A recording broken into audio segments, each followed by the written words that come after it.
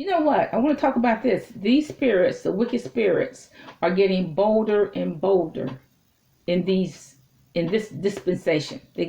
Right now, they're manifesting themselves in children, and you can tell they're wicked spirits because sometimes they speak as a child. I want to play ball. I want to play with the boat, and then other times they speak as an adult.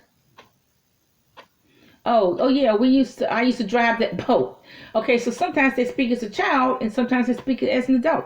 They don't know who they want to be. Okay, so that's not God. This whole thing about reincarnation, those are wicked spirits in the child.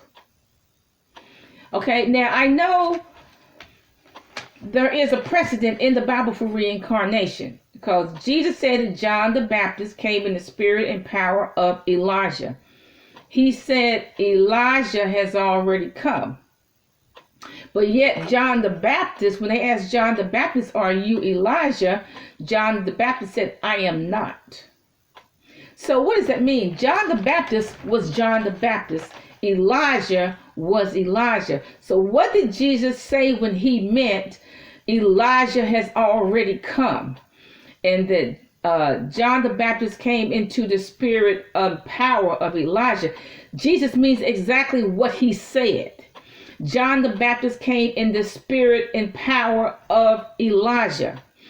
The spirit and what? Power, anointing. I think John the Baptist had the same anointing that Elijah had. He said, I will send my messenger before your face. And that was John the Baptist. I think he came in he had Elijah's spirit, which means his essence, but he had the same anointing that Elijah had. Jesus meant just what he said. Now, that's the only reincarnation that I know of in the Bible.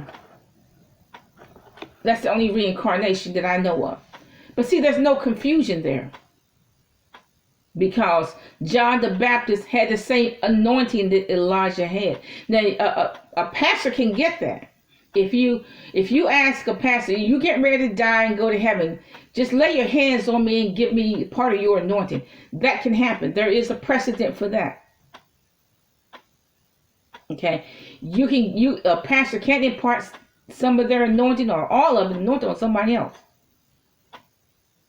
Okay, but see, this whole business of reincarnation, a person was in the plane crash, a grown person was in the plane crash, and now they're in the 5-year-old child. How in the world is a baby getting night terrors? They get a night terrors because that's an evil spirit.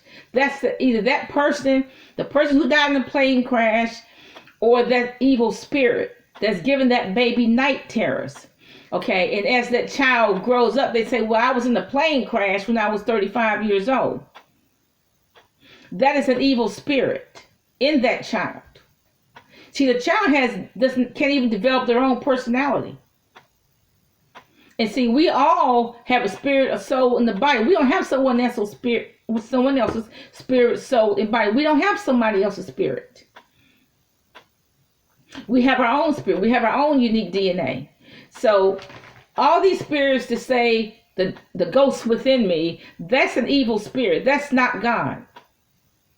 Because that child cannot even develop their own personality. And like I said, when I listen to these tests, when I listen to the people talk, the ghost within my child, what I see is a wicked spirit. It's a spirit from hell, because sometimes the spirit speaks as a child, sometimes the spirit speaks as an adult. That's confusion. God said he's not the author of confusion. Okay, see, Elijah had to come before the Lord. He had a specific purpose in incarnating himself in John the Baptist. But John the Baptist was a separate person than Elijah. And John the Baptist says, I am John the Baptist. I am not Elijah. They're a separate person, but he had the power and anointing that Elijah had. Okay, but they were two separate individuals. You didn't hear John the Baptist say, yeah, I remember back in the day when my name was Elijah and I did this and did that. John the Baptist never said that. He said, I'm the messenger that was sent before him, because he was before me. But these, the ghosts inside my child, those are just wicked spirits. And they need to be cast out. Because, like I said, they confuse. Sometimes they speak as a child, sometimes they speak as an adult. But you didn't hear John the Baptist have that kind of confusion. And like I said, these spirits are getting bolder, speaking, in children. And a lot of that is cell memory. I think that somehow that the families of these children who have the ghosts inside them are, they have a bloodline toward these spirits, They have a bloodline. In other words, they kin to them. Maybe they great uncle or great grandmother or something. And see, there's such thing as cell memory. The cells remember things that's coming through the bloodline, and it comes through the bloodline. We do have cell memories. Some things are inherited, like, certain diseases are inherited from my parents and grandparents or whatever. Certain conditions, certain gestures. Somebody said that I have gestures like my aunt, who I've never met. She died before I was born, I think. Or I never met her anyway. They said I have the same gestures. That's just genetic things. I'm not her, she's not me. That's just genetics, just passed down through the line. Cell memory. So there is a such thing as cell memory, because when the person receives the organs from another person, the cells remember what kind of person that was. The cell, they remember they like chicken McNuggets, or they remember they like barbecue. So that person has that cell memory. They like, okay, so now that they have received that person's organs, they like barbecue and chicken McNuggets. But so there is a such thing as cell memory. So I think that what gives these spirits a right to get into these children is cell memory. It's bloodlines. Somehow they were connected. Great grandmother, or great aunt or something. Bloodlines. I think that's what gives these spirits an opportunity to get into these children, but they still need to be cast out. Because they're wicked spirits. They need to be cast out. The witches are getting more brazen. They fly from Africa to the United States, which takes about 3 minutes. This is what a witch doctor said in Africa. And Africans know. Africans talk to the netherworld just like you're talking to somebody at McDonald's. They said it takes 2 minutes to fly to Europe, 3 minutes to fly to the United States. They don't fill out all this paperwork. It was probably $3,000, $6,000 to fly to the United States. Then you got to get a rental car to go from point A to point B. You got to land at Dallas, Fort Worth, and JFK Airport. They're not going to go through all that. And then you got to make sure you've had a COVID test. They're not going to go through all that. They're just going to fly from Africa to the United States, which is 3 minutes. They're not going to go through all this customs and COVID tests and all that. They're not going to go $3,000, $6,000 for a ticket. They're not going to go through all that. They just fly from Africa to Dallas in 3 minutes. They go right to the netherworld. That's why they wear jeans when they come here. That's why you see a lot of these so-called African preachers with jeans on. Once they get here, you would think they'd just be dressed up with African garb, but they wear jeans, because I guess it's better to wear jeans when they go through the netherworld. They come to America in 3 minutes. And then when they go into the churches, they say we have the pastor, the evangelist will say we have so-and-so preacher evangelist from Africa. They're going to lay hands on you all. So what those preachers and evangelists do is impart some evil spirit on people. So the person's state is worse than what it was before. And then the evangelist just leaves in 3 minutes. They just leave. They don't go through all that customs, driving limousines to come from point A to point B. They just go from America back to Africa in 3 minutes.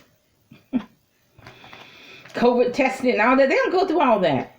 They go through the netherworld, a time continuum. Because this African witch doctor said it takes 3 minutes to go to the United States and 2 minutes to go to Europe. They ought to know. They can be a fly on the wall and go from point A to point B, whatever. Now, let's just say that A wants B killed. Okay, so A will get a witch doctor. I want to kill B. So B is at a restaurant. So the witch doctor will go to the restaurant, put some poison in the food real quickly, and then of course, the waitress give the food to person B, and then person B eats that food, not knowing that there's a poison in there, and then next thing you know, the person's critically ill, and he doesn't really know where it came from. Okay, these are witch doctors that do that on assignment from some other evangelist who wants to kill evangelist B. This stuff is real. A evangelist wants to kill B evangelist because he just doesn't like him. So they get a witch doctor, African witch doctor, to put poison in his food and go kill him. Now, recently, Bishop A wants to kill Bishop B.